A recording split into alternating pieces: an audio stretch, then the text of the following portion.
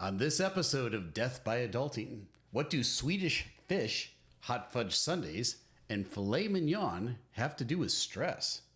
Why washing dishes and scrubbing toilets is good for your mental health? Is Siri as smart as she claims to be? And much, much more. Roll the intro. I wish that I knew what I know now when I was younger. Ever wish you could ask older you if the decisions you made today turned out okay tomorrow? Welcome to Death by Adulting. You know, in this crazy world of adult living, sometimes the only thing we know for sure is that we don't have to like it, we just have to do it. And if we have to do it anyway, why not do it well? That's why we're here. We're Dr. Steve and Megan Scheibner, and you can think of us as your personal on-demand old farts. We're here to help you make great decisions today that you'll be proud of tomorrow. Well, welcome back to Death by Adulting, and I'm Megan Scheibner with my host, Dr. Steve Scheibner, and today's a little different. We're going to do a little different episode. We've been kind of building to this for the last 4 episodes, I think. Yeah.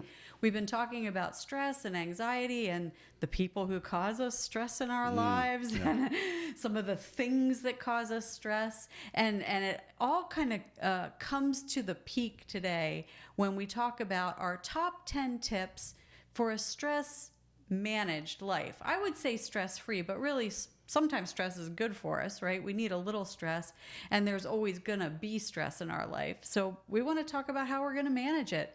And we've come up with our top 10 tips. So get ready. Here we go. Yeah, stress-free is not really realistic. Everybody has stress in their lives, and if you didn't have any stress, I guess you'd be like a jellyfish. But, you know, we got to have a little bit of a backbone to deal with the normal stuff on a daily basis. I think I could have a stress life that was like, oh, it's so hard to get the bonbon package open. Yeah, well, you know, I mean... Oh, my blanket isn't laid out on the sand right.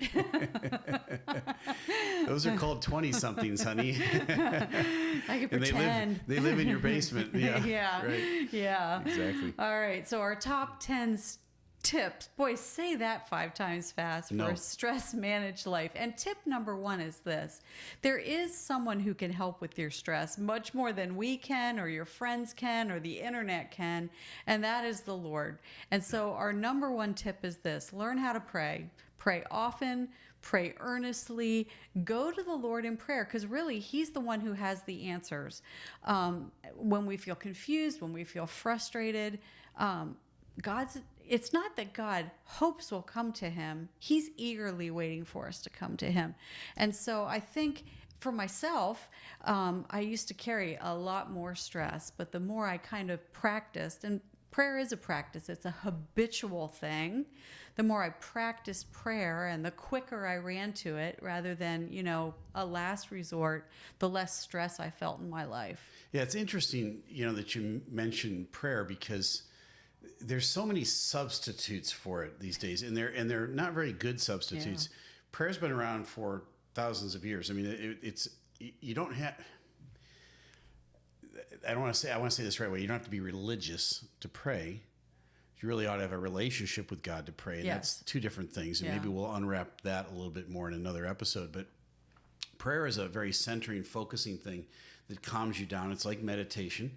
But when you think about yoga and all the different applications today of kind of centering yourself and being calm and, you know, turn on the little scent things so you smell right and all that stuff.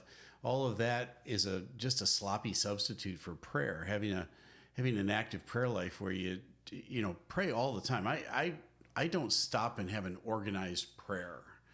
About the only organized prayer I have is just before dinner, in grace, and that's pretty much. Or you and I mean, it's pretty much a road thing. But you and I get together, and we read our Bible in the morning, and then we have a time of prayer. And it's not always the same prayer. Sometimes we pray about the kids. Sometimes we pray about ourselves. Sometimes we pray about health. Sometimes we just don't even know what to pray about, so we just kind of freewheel it. It's a conversation with God where you're talking to Him one-on-one, and you've got to have that relationship with God to be able to do that. But with that relationship comes the freedom, like a child, to be able to talk to your parent and also your best friend at the same time. Right. The benefits of all of that are really terrific. It calms you down, it centers you, it gets you focused. And I think, at least for me, more importantly, it reminds me that I'm subject to something bigger than myself. I'm plugged into something bigger than myself. And the stresses and anxieties of the day aren't really all that important. God can handle anything, but he wants me also to hand it over to him. Right. Right. Right. I think it's interesting what you said about sometimes we have that kind of freewheeling prayer. And I think back to some of the sweetest prayer times I had were with mostly our daughters, not our sons as much, but when I could tell that they were just all spooled up and life seemed too hard. There was too much drama. They were anxious. They were stressed out.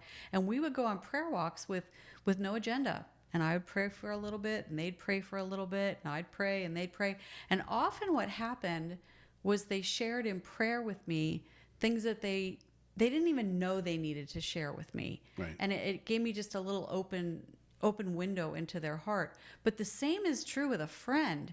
I said put prayer as our number one, but having someone that you pray with now, we have each other because we're spouses. Right. But what if you're not married? Maybe it's a friend from church or a roommate that you know that when you need someone to walk alongside you in prayer, you can go to them and say, hey, can we just talk to God together? Yeah, that's a good one. So prayer is number one on our list. Number two is this, and this seems like prayer, but it's a little different. Seek counsel. When you're really struggling with an anxious, maybe it's a decision or a relationship or just the pressure of the world. I mean, there's lots in our world to make us stressed and anxious. Seek wise counsel. Right. And let me make a little plug for us because we actually are counselors. We train other people to be counselors, but we do a tremendous amount of counseling ourselves. And if you're watching this episode or listening to it on any of the podcast services, you're thinking, I don't know if I want to go to counseling. I probably need to. My marriage is in trouble. And you know what? If you were sick, you'd go to a doctor, right? If you had legal problems, you'd hire a lawyer. You wouldn't give it a second thought. You're one of those. But if you have emotional or relational problems, you just kind of tough it out and you don't ever reach out for help. And the nice thing about us is we're not in your circle of influence, right? You can reach out to Steve and Megan. Just go to characterhealth.com, click on the Contact Us tab. It comes straight to us. Introduce yourself. We'll give you a phone call and let's start that discussion. Because you're not going to run into us on Sunday. You're not going to run into us at the grocery store. It's nice to be able to talk to somebody that's trained, has years and years of experience. We've been at this for 30 years counseling people. So we just had a couple in, and it was really a great resolution after a couple of days counseling with them. Felt really good about that one. So take us up on that offer, right? Counseling is not, it shouldn't be as stigmatized as people make it. It's really a fine tune if you think about it. And that's an interesting thing too, because obviously we're Christians, and outside the world of Christianity, outside the church, everybody goes to therapy. They do. But within the church, it's somehow there's a stigma. And I'll be honest, when you were a pastor, the most peaceful people we knew and the best couples we knew were the ones that came often for counsel. And it wasn't like big things they were coming for. No, it was little like, we just can't come to an accord on this. And they had just needed a third party. And they needed some help. They needed somebody else to look at it from the 30,000 foot view. And that was us. Or their children were becoming teenagers and they were kind of concerned about that transition. So they came to us and said, hey, let's sit down for a couple of times and talk about the transition. Those are really wonderful things to do. But if your marriage is hurting or any relationship you have is in crisis, maybe with your children, give us a ring. Send us a contact us email and we'll start the conversation. Yeah. And I don't think we can move on from this without discussing there are some really poor places to go for counsel. Oh, yeah. So, when you have a problem and you're struggling and you're feeling anxious and stressed, please don't Google it. Right? Because you're going to get 1.6 million answers and maybe you'll take the top one because it seems like the path of least discomfort, but you need someone who can give you true counsel, who really is in a position to give good counsel. That's probably not your peers. Now, can your peers give you, can they sympathize with you? And can they say, I don't know, maybe you should go talk to somebody else? Yeah, they could do that. But make sure you find someone who really could give counsel, whether it's a professional counselor or a pastor. If you're someone who, if you're involved in a ministry on campus, perhaps it's the person who leads the campus ministry, but make sure it's somebody who can give you good counsel. You know, Googling something is an ocean of information, but you're starving for wisdom. There's no wisdom on the internet. Right. Absolutely not. Right. All right. So this next one is a really practical one to manage stress. And it's this: get enough sleep, go to bed. And I know for young moms and even older moms and grandmoms, the end of the day is the time that we have time to get on the internet and look at Facebook and look at Instagram and look at Pinterest, whatever it is that kind of floats your boat. And that robs us of our sleep because we're trying to find that alone time, but our bodies and our mental health need sleep. And, you know, I read a lot of articles about sleep, and all the sleep you get before midnight is worth far more to your body than the sleep you get after midnight. So go to bed early. And what are some other things? You manage sleep all the time. Well, I study it because I'm a captain at a major airline, so I'm always in a sleep deficit, it seems. And then going overseas and coming back several times a month. And they have experts come in and talk to us about managing your level of fatigue. So there's a number of things you can do. Stay hydrated, exercise, try to stay in a normal sleep rhythm. But number one, turn off any of the devices. Turn off your iPad, your phone, anything that would beep at you, or anything in the middle of the night, or anything that you halfway are listening for in the middle of the night. If you're texting all night, you're not getting good sleep. You got to get into that REM sleep, and it takes about an hour and a half to fall into that REM sleep, and then you want to stay in it. And then again, about an hour before you wake up, you have another round of REM sleep. So all that's really good. Most people need about 8 hours worth of sleep a day. And you might get an 8 hour period, but if you're waking up every 45 minutes to send a text, that's not healthy sleep. So there's a lot of things that you can do to help yourself with this. If you need to take a cat nap during the day, like let's say you're tired, but make it like short. Some of the Latin cultures, they take a siesta, right? And that's a whole long afternoon off. Keep it short, about 20 minutes. Sit down in a chair, close your eyes, put your head back, be grandpa for 20 minutes, okay? Take a little cat nap. That's more refreshing than an hour and a half nap. So there's a little pro tip from a guy who manages fatigue all the time. Yeah. Does it hurt your feelings that I think of you as a sleep zombie? I am. Yeah. I'm practicing for being great grandpa. Yes. Yeah. Well, that's all right. It's part of how I manage my physical well-being, just being in different time zones all the time. You mentioned turning off things that we would hear, but I would add to that turning off ambient lights. If you have children, turn off the night light. They're not going to sleep as well. Get rid of the computer lights. Shut it down. Shut it down for the night. Yeah, the answer to all that is dark, cool, and clean. Yeah. Yeah. Now, unfortunately, you can't turn off a toddler, but you can teach them to sleep. But that's probably another episode. That's another episode. Yeah. Okay. So get enough sleep. So we've got prayer, right? Alone and with someone who you can pray with, going to the one who really does have all the answers. Number 2 was seeking counsel from someone who has something to offer, not from your friends, not from the internet. And then number 3 was get enough sleep. And now we're on to number 4. It's another really practical one, is watch what you eat. Watch what you eat, and not like, hey, look what I'm eating, but be careful, be cognizant of what you're eating. Now, I do a lot of studying on these things because I'm a counselor, and I don't believe there's any food group that we have to say never again. I'm never going to have that. I think there is balance. I think God gave us everything to enjoy. You need protein, you need carbs, you need healthy fats, but there are certain foods that don't help with stress and anxiety. So too much sugar, too much caffeine, Swedish fish, hot fudge sundaes, right? Say Swedish fish 5 times fast. Swedish fish. That is my favorite food group. It is a food group for you. Swedish fish and cheese curls. Yes, I've noticed. Yes, sticky and yellow slimy. But those things don't help with anxiety. And there may be seasons of life it's fine to eat them, but if you already know you're struggling, eliminate those things. Make sure you aren't having too much sugar. You aren't having caffeine late at night. I used to be someone who could have caffeine.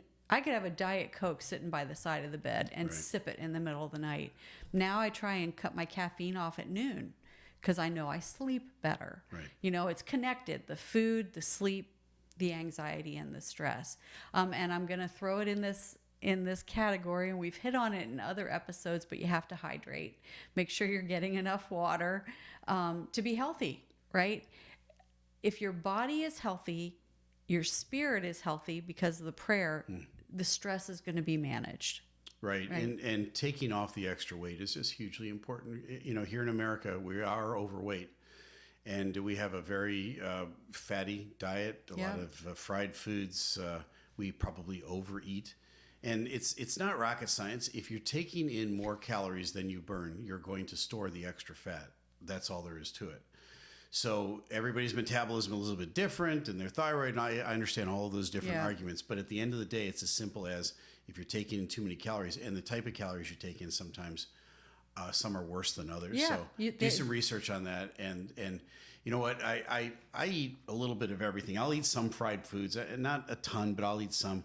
I'm not a health freak by any stretch of the imagination. But I always, even from the time I was a little kid, I was allowed to walk away from a plate of food. Yeah. I didn't have to eat the whole thing. And I appreciate my parents not making me part of the clean plate club all the time, where I had to clean off everything on my plate. Because if you go to a restaurant now these days, they put, enough food for 3 people on the plate. Yeah. And I'll eat and slow down. The other thing is the back of your brain, the hypothalamus in the back of your brain, it lags about 15 to 20 minutes behind your stomach. So as you're eating, if you eat too fast, you'll eat too much. That little mechanism that tells you that you're full, you were actually full about 20 minutes ago. So take your time, slow down, like they do in Europe, right? You wonder why a lot of the Mediterranean cultures are leaner people. They eat slowly. Dinner is more of an event than it is here in America. It's about fellowship around the table. Right. You slow down, take your time, and all of a sudden you're gonna go, oh, I'm full. Yeah. And half of the stuff is still on your plate. Yeah. That's fine. Walk away from it. Speaking of those Mediterranean cultures, I'm a little bitter. We were just in Italy, and how are they so thin with all that pasta? Just makes and me crazy. cheese. Yeah. Yeah. And dairy, all Right. the stuff, all Right. the stuff. You mentioned your parents not making you part of the clean plate club, and we didn't do that with our kids either. And those of you who have young children, I would encourage you. We did a tablespoon of food per year of age.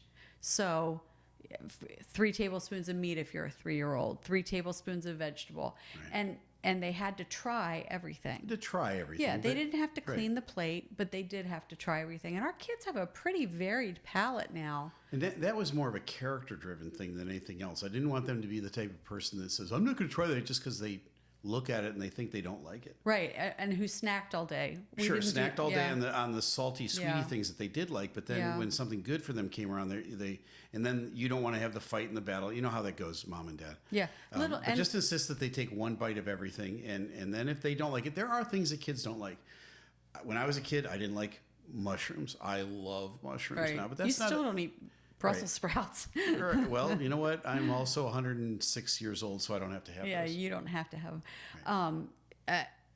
Help your kids, because while sugar and caffeine may make our stress worse, it will impact their whole health, their sleep, how well they learn, how well they can relate with other people. They'll just be out of sorts if you're not careful how they're eating. Good. All right. That was number 4. Now we're on to number 5.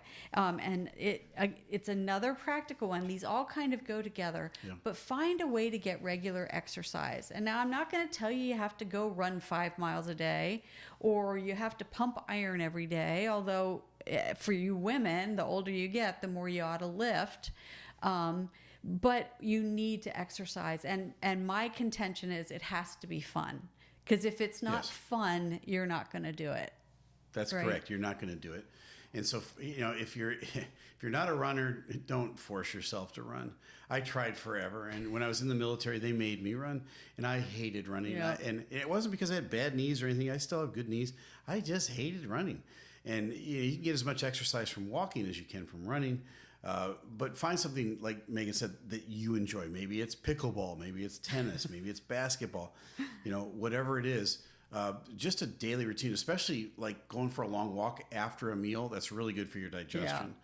And it really burns off some of those extra calories. We just took a 2-week vacation, and we went over to Liechtenstein, which is a very small country in Europe, but we paid for an organized tour where we had a different hotel every night.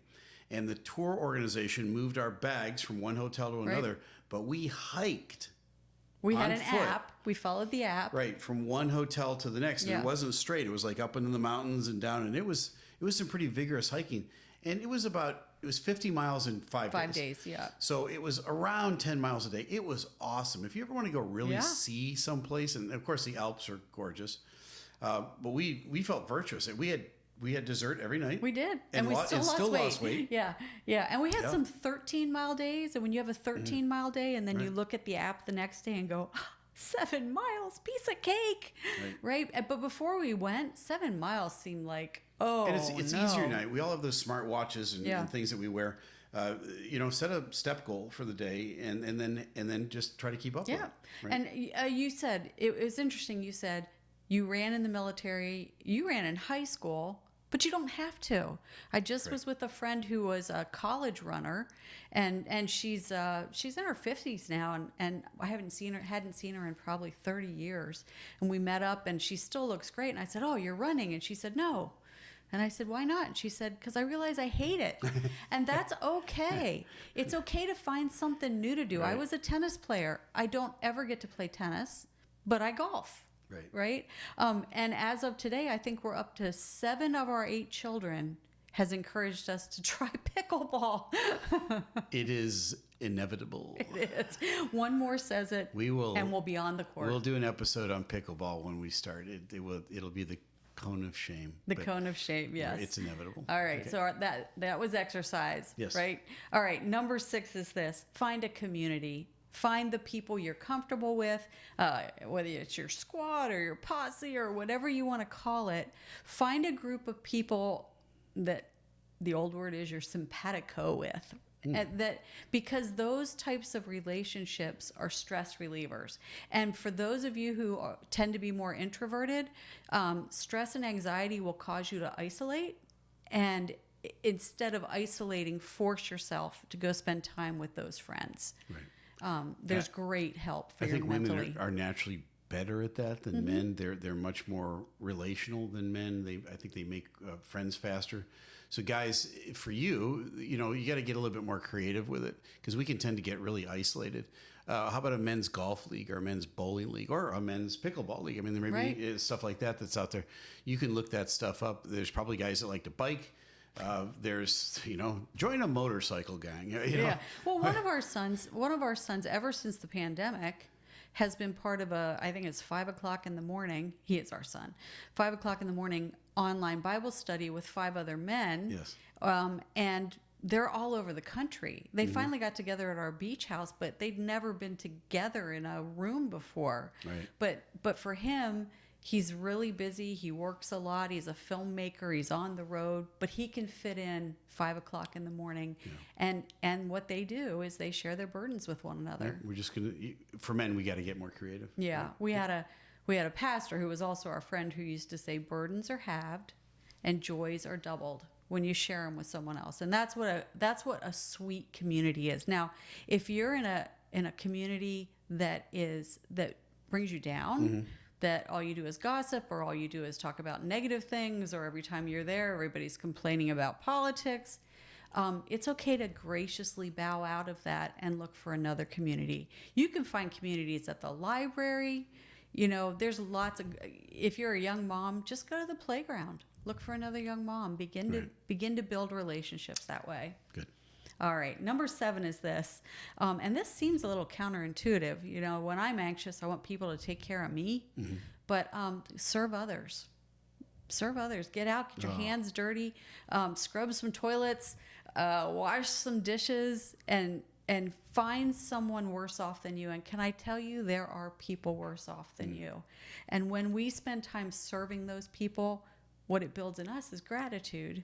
And gratitude is a great antidote to stress and anxiety. Right. One of the things that we counsel almost every couple to do ultimately is find some sort of outreach that they're doing together. Yeah. Either it's through the church or it's through the local community, but it's serving somebody other than themselves. And the beauty of that is it gets you focused on somebody else that's needs are probably more than yours. Their situation in life is probably not as good as yours. There's always somebody that's worse off than you, and you're giving to them. There's somebody who needs, some input in their lives, and it keeps the two of you from going at each other. Right. Like a couple of chickens in a hen house, right? If you don't have a outlet for service, you're going to turn inward on each other, and we see them just bickering and pecking at each other, just like a couple of chickens. It's very healthy to have some place where you serve together, I would say. Yeah. And there's times in families where maybe dad got laid off or mom's on bed rest for a pregnancy, and the whole family just has that sense of we're being squeezed by stress and getting outside of your home and going to serve others. And for those of you who are unmarried, can I say service is not for married people only? Yeah, you have more freedom to serve as a single person than you'll ever have again. And so find ways to go serve. Be that person who, when there's a need, other people go, hey, I know who I could call, because she's always eager to serve us. Yeah, well said. All right. Number 8, we're almost to the end here, is resolve conflict in a timely manner, because conflict causes stress. You mean don't put off till tomorrow what you can put off till the day after tomorrow? Well, that would be one way to do it. Yeah. All right. Don't let the passage of time take care of interpersonal conflict. Yeah, that's most people do. They let the clock pass and then they say, well, it's been too long, or it's none of my business anymore. And that you're right. It's very destructive to relationships. Take care of stuff in a timely manner that lets the other person know that you really do care. Even though, like you and I will have conflict, right? We're married and we've been married for 40 years. Yeah. But we take care of it while it's small before it gets big. So and that's why it stays small. What do you say to someone who says, I would rather eat tree bark than have to confront someone and have conflict? Well, it's not natural to want to confront somebody. Right. You're absolutely right. It's not comfortable. It's not, as our youngest son would say, it's not comfy. But you have to do it. Right? In the intro that you always give, basically you say you don't have to like it, you just have to do it, right? 90% of adulting falls into that category. You don't have to like it, you just have to do it. So folks, get over yourself, get over it, and take care of the interpersonal relationships in a timely manner. What I'm telling you right now, to be true. You know it's true, but you lack the courage to do it. So get in a good habit. One of the things we teach young couples is to seek forgiveness. And that's different than saying, I'm sorry. Now, listen to me very carefully on this. You can say, I'm sorry, but it tells somebody a fact and it tells them how you feel about it. But it doesn't put any medicine on the wound. The biblical mandate, especially out of Luke 17 and other places, is to say the words, will you please forgive me? And then name what it is. And that's you taking ownership of whatever you did that was wrong. And in a relationship that's been around for any time, there's a bunch of things that you can seek the other person's forgiveness for. It's amazing, absolutely amazing how powerful seeking forgiveness, saying the words, will you please forgive me, are. It's powerful. It's like you wipe the slate clean and you look at that person and you go, wow, I love you. Because it demonstrates humility, and you like being around people who are truly humble. So be humble yourself, right? James chapter 4 and verse 6 says, God's opposed to the proud, but shows grace to the humble. That's where I want to live, on that side of the equation, on the grace side. But show grace to one another by seeking forgiveness. Well, and we know this from experience, as well as maybe the most important is we know it from the Word of God, but from experience, that when you seek to resolve conflict, things are sweeter.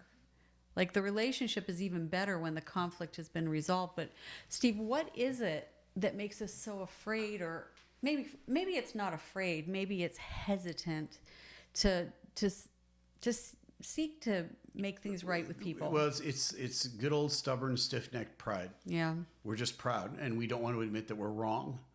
And so we'll rather eat tree bark. We'd rather go over the cliff together as a couple with our pride firmly intact than say to the other person, will you please forgive me? It's amazing. We've watched couples in counseling where we finally get to a point where we say, hey, there's a whole bunch of things that you need to seek each other's forgiveness for. And then we walk them through that restoration model, that forgiveness model, where they have to say the words, will you please forgive me?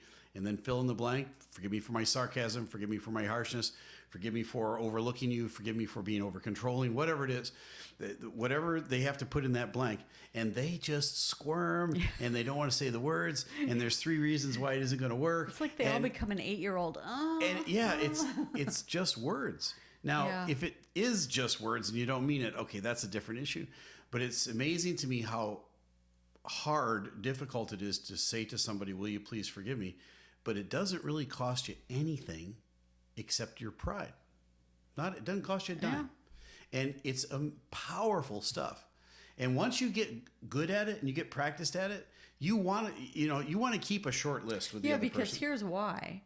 You've got the initial conflict, right? And that's causing stress. It's causing anxiety. For me, it gives me a stomach ache. I don't feel good. And then there's the added stress and anxiety of, I know I ought to get this right, but I don't want to. Right. And that's like a double whammy. It's like you can't even lift your head because it just weighs down on you so much. So just do it. Just, be like Nike. Just do it. Right. Probably the number one stress reliever on that whole list of yours is seeking forgiveness in a timely manner and saying the words, will you please forgive me? And let me say one last thing about it. It's not a last resort to say that. It ought to be the first resort. Once you blow it, it ought to be the first thing out of your mouth. Don't wait until you're in crisis mode and the attorney is at the door handing you the divorce paperwork before you go, oh, please forgive me. At that point, it probably is too late. Yeah.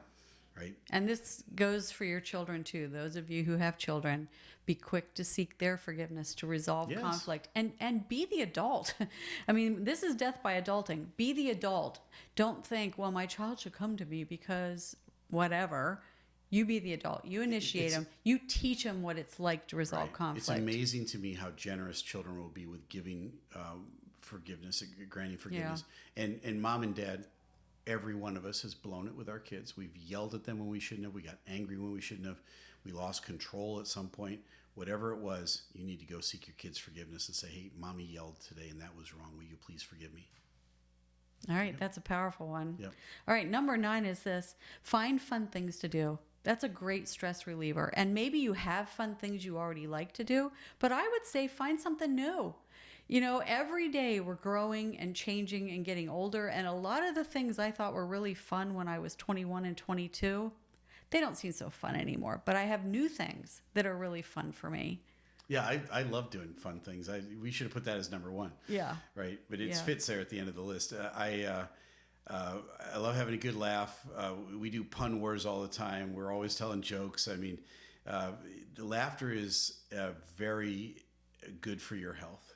And find any excuse, find something that you have in common with the people around you and go have a good laugh from time to time. Yeah, people who laugh loudly and easily are like a magnet. Right. So if you want people to be attracted to you, learn to laugh, especially at yourself. Now, a little caveat here or warning maybe is don't necessarily laugh at other people, but laugh at yourself and laugh long when other people laugh at you. Yeah. Right? Those are happy people and we want to be around them. And being around happy people lifts the load of anxiety from our lives. Correct. All right, one more. And this, I don't know, this one might be your favorite. Number 10 is get out and touch the grass. They call it grounding. There's even a word for it now, walking barefoot in the grass. So you want to talk about that? Yeah, go do something real. Get out of the cubicle that you're in. Get away from the screen that you're looking at. Get away from this stuff. I mean, it's all artificial. And it will absolutely suck your soul right out your ears. And so that's graphic. It is, but we've lost touch with creation, with the real world around us, and so if you're sitting there feeding on politics all day long, and your feed, you're clicking on one thing after another, and you're looking at everybody who's perfect online, and you're thinking, I don't measure up. All that stuff takes a toll on you. It ratchets up the anxiety and the stress. Go out and roll in the grass. Go run with your dog. Yeah. Go pet a dog. Pet a dog. Yeah. I will, when I'm on the road especially. There's a lot of people that have dogs now in the airport. I'm fine with that. I didn't like it at first, but I kind of like it because I'm a dog guy. And so, but I will ask people, I'll ask permission, may I go up and and pet your dog, and they go, oh yeah, he's friendly, and then I go up and the dogs always love it. Yeah. And I know right where to get the dogs, right on the top of their back, towards their tail. Oh, they love that spot, and they're all like, oh, I love this guy. You are the dog whisperer. I am the dog whisperer. But find that outlet that is somewhere in nature where you're doing something real. Breathe some fresh air. Yeah, it's an interesting question to think about. Why did God make things beautiful? Right. And it was for our pleasure.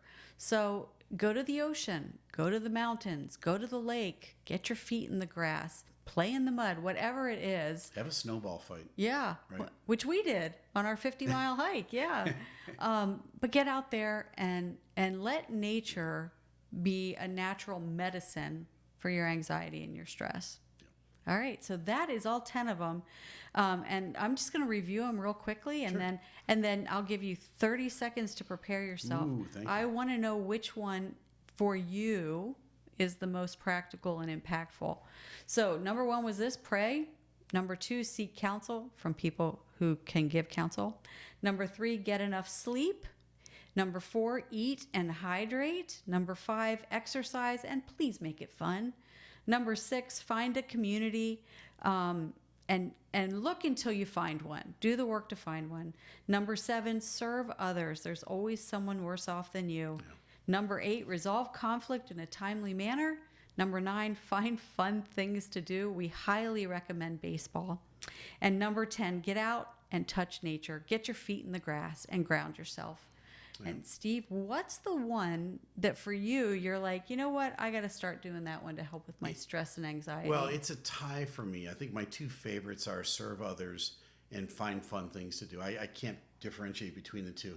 And honestly, you could combine those. I find it fun to serve other people. And if you think it's a chore, okay, but I think it's fun because it's very rewarding, and you make friendships too. So it fits in with what, number 10 or at least number 9. Yeah. Yeah. And yeah, so it's very it's a 2-edged sword. It's good. Okay. Works for me. All right, How about good. you? Well, for me, I mean the exercise one. When I get my happy endorphins on, I know it. You've become an exercise I am. fiend. I'm kind of an exercise fiend. Yeah. But the one that I probably need to work on the most is the community, because I am one of those introverted, melancholy-y or people. You used to call me square britches, and the kids used to say every party needs a pooper. That's why we invited you. Yes. And so it's easy for me, especially when you're on the road, to go, well, I could get together with friends, or I could just stay home by myself. And I know that I need that outlet of community. So so that's an important one for me. Good.